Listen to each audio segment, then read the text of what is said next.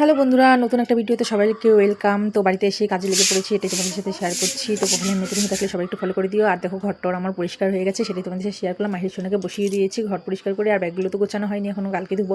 আর এই যে মাহির বাবা এখানে দাঁড়িয়ে আছে, আর আমি মাহির বাবার সাথে একটু কথা বলছিলাম। তো ঘরটর পরিষ্কার হয়েছে, তোমাদের সাথে এটাই শেয়ার দিচ্ছিলাম।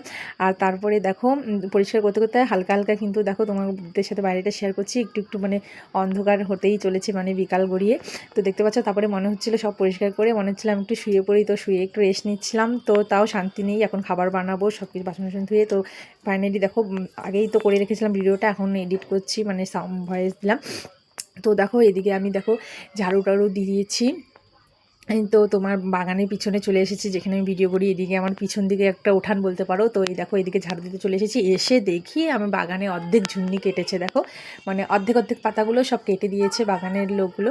তো দেখতে পাচ্ছ সব মানে করো এই যে ঝুন্নি কেটে দিয়েছে, একদম ফাঁকা হয়ে গেছে। আর এখন তো বাঘ আসলে আরও বেশি ভয়, পুরো দেখা যাবে একদম। আগে যেমন পাতা মানে জন্য দেখা যেত না, মানে আসতে একটু দেরি হতো, এখন তো ডাইরেক্ট চলে আসবে, যেহেতু পাতাগুলো পুরো কাটা হয়ে গেছে।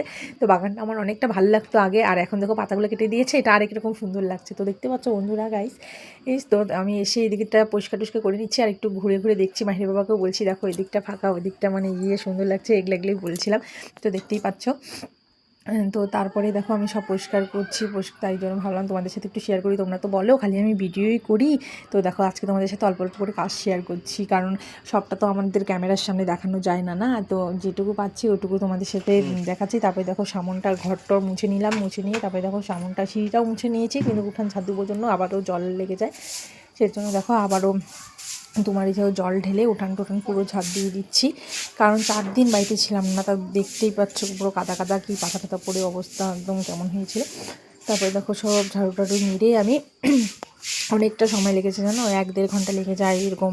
যদি মানে বাড়িতে না থাকি, 2-3 দিন পরে আসি বা 4 দিন পরে আসি, তারপরে এসেই এরকম কাজ করতে করতে একদম বেলা গড়িয়ে যায় জানো তো। তারপরে দেখো এখন মানে কালকে তো আরও কাপড় ধোয়ার পালা, আজকে তো এই সব পরিষ্কার করে নিচ্ছি। তারপরে দেখো ওই যে বাড়ির সামনটা, এদিকটাও তোমাদেরকে মানে ঝাঁপ দিয়েছি, এটাও তোমাদেরকে দেখাবো। মানে এতটা বড় উঠান না, মানে এইদিকে ওদিকে মানে 3 দিকে ঝাঁপ দিতে হয়। এদিকে বাড়ির সামনে, ওইদিকে বাড়ির মানে এদিকে বাড়ির ভিতর দিকে সামনে, ওইদিকে বাড়ির সামন দিকটা, আবার বাগানের দিকে পিছনে। এই দেখো আমি সামনের দিকটা ঝাঁপ দিতে চলে আসলাম, তোমরা দেখতেই পাচ্ছ।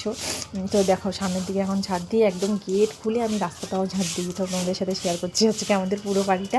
তো দেখতেই পাচ্ছ সব পরিষ্কার করতে না ঘুম থেকে উঠে আমার একদম ঝাঁপ দিতে কোমর ব্যথা হয়ে যায়, দিকটা ঝাঁপ দিতে দিতে, বুঝলে। চারিদিক মানে 3টা দিক ঝাঁপ দিতে হয়, দেখতে পাচ্ছ। এই দেখো গেট খুলে এখন সামনের দিকটা মানে যে দিকটা বেরোই ওইদিকে ঝাঁপ দিচ্ছি। তো কেমন লাগছে আমার ভিডিওগুলো অবশ্যই তোমরা সবাই কমেন্টে বলো। দেখো রাস্তা খুলেও ঝাঁপ দিয়ে দিলাম সামনটা, কারণ 4 দিন বাড়িতে ছিলাম না, কেউ তো ঝাড়ু দেয়নি। আর আমার তো আমার বাড়ির সামনটা আমি ঝাড় দিই, বুঝতে পারছো, সবাই সবার বাড়ির সামনে ঝাড় দেয়। তারপরে দেখো ঝাড়ু দিয়ে গেটটা লাগিয়ে দিলাম। তো এই দেখো সব পরিষ্কার করে ঝাড় দেওয়া শেষ। বন্ধুরা দেখাচ্ছে নেক্সট ভিডিওতে।